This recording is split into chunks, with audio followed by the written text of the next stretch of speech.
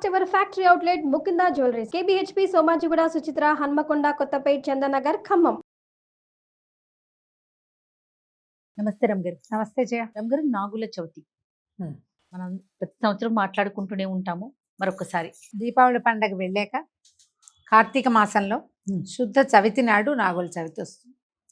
సర్పారాధన భారతదేశంలో చాలా ముందు నుంచే ఉంది. సర్పాన్ని చంపకూడదు, చంపిన సాంగంగా అంత్యక్రియ చేయాలి. అవును, లేకపోతే సర్పదోషం తరాల వెంబడిస్తుంది, తరాల వెంబడి వచ్చేస్తుందని చెప్తారు. ఇప్పటికీ మనం నమ్ముతాం. ఆలోచనలోనే ఉంటాం. జాతకాలు చూసినప్పుడు దోషాలని జాతకం చూపించగానే సర్పదోషం ఉంది, నాగదోషం ఉంది అని చెప్తారు. సాధారణంగా నాగదోషం అంటే వివాహం ఆలస్యం, సంతానం ఆలస్యం. పిల్లల్లో నాగదోషానికి చెవిలో చీంబడుతుంది, పిల్లలు కింకగా దుఃఖంగా ఉంటారు, ఏడుస్తూ ఉంటారు. అందుకని ఈ సర్పదోషాలు లేకుండా ఉండటం కోసం ముందు నుంచి పుట్టలో పాలు పోయటము అనే విధానాన్ని పాటిస్తూ ఉంటారు. మనం శ్రావణ పంచమి నాగపంచమిగా చేస్తాం, నాగుల చవితి చేస్తాం, స్కంద షష్ఠి చేస్తాం, స్కంద సుబ్బారాయుడు షష్ఠి, సుబ్రహ్మణ్య షష్ఠి అది చేసుకుంటాం. ఏదైనా ఒక్కసారైనా తప్పకుండా నాగారాధన చేయాలి. సంవత్సరంలో ఇవే 3 సార్లు కనపడతాయి మనకి కదా, ఆ పంచమి, ఈ షష్ఠి, ఈ చవితి. నాగుల చవితి చాలా ప్రఖ్యాతంగా కనిపిస్తుంది. ఈ చవితి నాడు ఏంటంటే మన సమీపంలో ఎక్కడైనా ఈ పుట్టలో పాలు పోయటం, పుట్టలో కొంతమంది గుడ్లు అవి కూడా వేస్తారు, వాళ్ళ విధానాన్ని ప్రకారం. ఈ పాలు పోయటానికి సాంగంగా ఒక పద్ధతి ప్రకారం చెప్తారు. ఆ పుట్టలో సర్పం ఉంటుంది, ఉండదు, ఉందో లేదో అవంతా మనకు తెలియదు. ఈ పుట్టలో పాలు పోసి రావాలి. అయితే ఈ పుట్ట ఉంది కదా, ఈ పుట్టని సాధారణంగా చీమలు అవి పెడతాయి. ఒక రకమైన పురుగు కూడా పుట్టని తొలిచి ఇట్లా కోపులుగా పోస్తుంది, పుట్ట పోసుకొచ్చేస్తుంది కదా. వాటి మట్టి పరమసారవంతమైన మట్టిగా ఉంటుంది ఆ పుట్టమన్ను.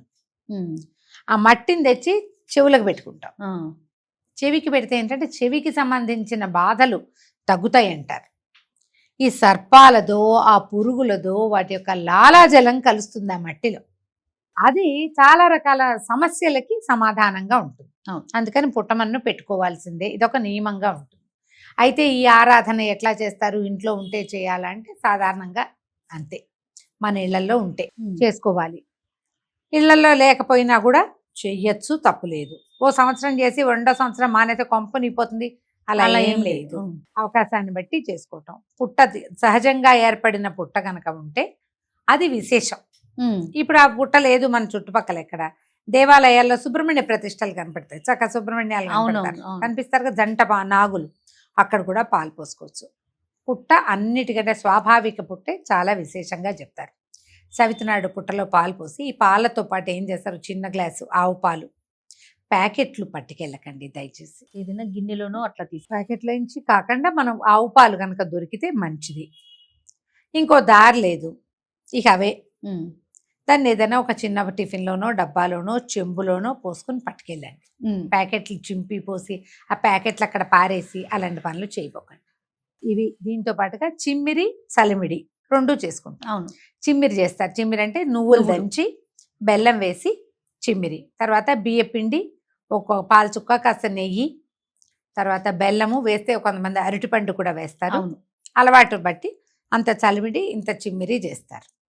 ఈ తర్వాత బియ్యపిండి ఒకటి పట్టుకెళ్తారు, ముగ్గేస్తారు.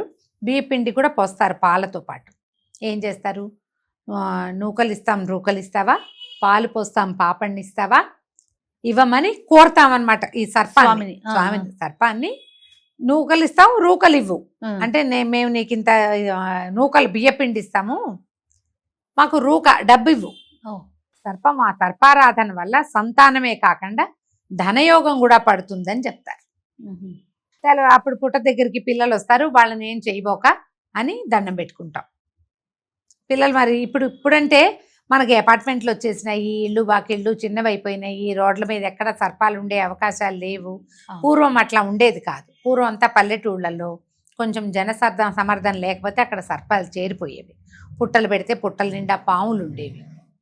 ఈ పొలాలకి నడిచి వెళ్తుంటే పాములు వెంబడబడేవి, చూసేవి, కనపడేవి, ఇళ్లలోకి వచ్చేవి.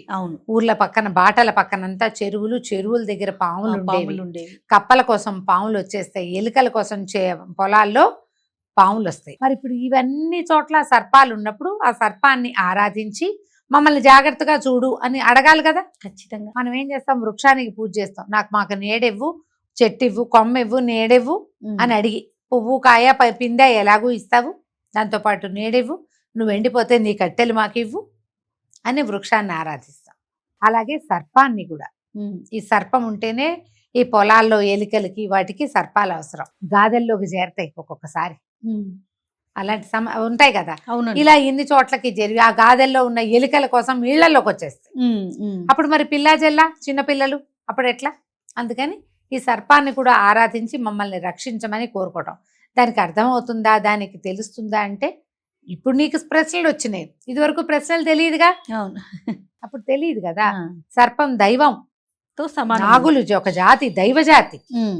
ఇప్పుడు దేవతలు వీళ్ళందరూ ఎలాగా కశ్యప ప్రజాపతికి పుట్టారో, కశ్యప ప్రజాపతి యొక్క సంతానమే నాగులు. అవును. వాళ్ళ వంశానికి చెందినవే ఇప్పుడు మనం చూసేటువంటి రకరకాల సర్పాలు, అంటే దైవ జాతి కదా. అవును. అంచేత తప్పకుండా వారిని పూజించవలసిందే. మీకు అలవాటు ప్రకారం ఆరాధన చేసుకోండి. ఇంట్లో కూడా ఒక చిన్న కలుగులాగా బియ్యపిండితోటి ఒక గోడకి పెట్టి బియ్యపిండిని చిన్న కలుగు చేసి దాంట్లో చిన్న సర్పం బొమ్మ చేసి లోపల పెడతాం. లేదా మన దగ్గర ఏదైనా వెండి పడగలు ఉంటాయి, కొందరు ఇళ్లలో అట్టు పెట్టుకుంటారు, చిన్న వెండి పడగ పెట్టడం, దాని చుట్టూతో ఇట్లా పుట్టలాగా చేయటం, దానికి హోల్ చేసి అందులో నుంచి పాలు కాసిని పోసుకోవటం, పోసుకుని సాంగంగా ఉపచారాలు 4 సమర్పించి నమస్కారం చేసుకోవటం. అరటిపళ్ళు, టెంకాయలు అవి సమర్పిస్తాం. కొన్ని చోట్ల దీపాలు పెట్టరు, నాగుల చవితి నాడు దీపారాధన ఉండదు, మా ఇళ్లలో ఉండదు. మేము పుట్ట దగ్గర కూడా దీపం పెట్టం, అసలు మా వాళ్ళు పుట్టకే వెళ్ళరు. మా ఇంట్లో అందరూ ఇక్కడే ఇళ్లలోనే పోసుకుంటారు. ఎవరికైనా మొక్కుబళ్ళు ఉంటే పుట్టకు వెళ్తాం, లేకపోతే ఇంక ఇంట్లో పోసుకోవటమే. ఆహారం కూడా ప్రత్యేకమైన నియమాలు పాటిస్తాం. ఈ పుట్టగలో పాలు పోయటము, తర్వాత ఏం చేయాలి, తరిగిన కూర తినకూడదు. అవును. తరగకూడదు కూరలు, పొట్లకాయలు లాంటివి తినకూడదు, కూరలు తరగకూడదు. చీకటి పడ్డాక పాము పడుకుంటుంది కాబట్టి ఇంకా చీకటి పడ్డాక ఆహారం స్వీకారం చేయకూడదు. పలహారాలు అవి ఇవి నవలరు. ఈ చిమ్మిరి చలిమిడి పెడతారు కదా నివేదన, అవి ఇంతంత చేయరు, బాగా అంతంత చేస్తారు, అవే తిని ఉపవాసం చేస్తారు. రోజంతా చిమ్మిరి చలివిడే తిని పంచమి నాడు భోజనం చేసే విధానం కూడా కనపడుతుంది. మా వాళ్ళు పగలు భోజనం చేసి రాత్రి ఉపవాసం చేస్తారు కొంతమంది. అదే మధ్యాహ్నం భోంచేయచ్చు, ఏదో పప్పు, ఆకుకూర పప్పు అలాంటివి వండుకుంటాము, ఉడకబెట్టే కూరలు ఏమన్నా చేసుకుంటాం. ఈ తరిగే రకం బెండకాయ, వంకాయ, తర్వాత ఏంటి దొండకాయలు, ఇవన్నీ వద్దు. ముక్కలు తరిగేవేవి లేదు, ఉల్లిపాయలు తరగటాలు అవి చేయకూడదు. ఉల్లిపాయ అసలు లేదు, ఉల్లి వెల్లుల్లి లేవు, పూజ చేసుకున్నాం కాబట్టి. ఈ వంట ఆకుకూర మజ్జిగలో కొంచెం పోపు వేసుకోవటము అలాంటివేవో చేసుకుని తినేస్తాం. రాత్రి ఇంకా భోజనం లేదు, మర్నాడు పొద్దున మామూలుగా భోజనం చేసుకోవచ్చు. మేము ఈ విధానం చొప్పున పాటించుకుని ఈ చవితికి గనక పాలు పోస్తే పిల్లల్లో అనారోగ్యాలు తగ్గుతాయి. వంధ్యాదోషాలు ఎవరికైనా సంతానం కలకపోతే ఆ సమస్యలు తీరుతాయి. పిల్లలకి చెవి ప్రాబ్లమ్స్ ఏవైనా ఉంటే, హీరింగ్ ఇష్యూస్ ఉంటాయి కదా, అవి తగ్గుతాయి. వివాహం లేట్ అయ్యే వాళ్ళు కూడా ఇలాగా సర్పారాధన లక్షణంగా చేసుకోవచ్చు. నాగుల చవితి విశేషమైన పర్వదినం కాబట్టి మీకు ఎట్లా కుదిరితే అట్లా దేవాలయానికి వెళ్ళి పెట్టుకుని చేసుకుంటామంటే అక్కడైనా చేసుకోండి.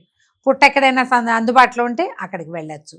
ఇవి రెండూ లేకపోతే సో ఇంట్లోనే చక్కగా కలుగులాగా పెట్టుకుని పోసుకుని దండం పెట్టుకోవచ్చు. మీ అవకాశాన్ని బట్టి చేయండి. ఉదంకుడి నాగస్తోత్రము, తర్వాత ఏమో ఉదంకుడు చేసినటువంటి సంస్కృత భారతంలో ఉన్నటువంటి ఆ స్తోత్రాలు చాలా విశేషమైనవి. నవనాగస్తూతి ఒకటి ఉంది, అది కూడా చాలా బాగుంటుంది. వీటిలలో ఏదో ఒక స్తోత్రాన్ని చదువుకోండి, మంచిది. సంతోషం. నమస్తే. నమస్తే జయ.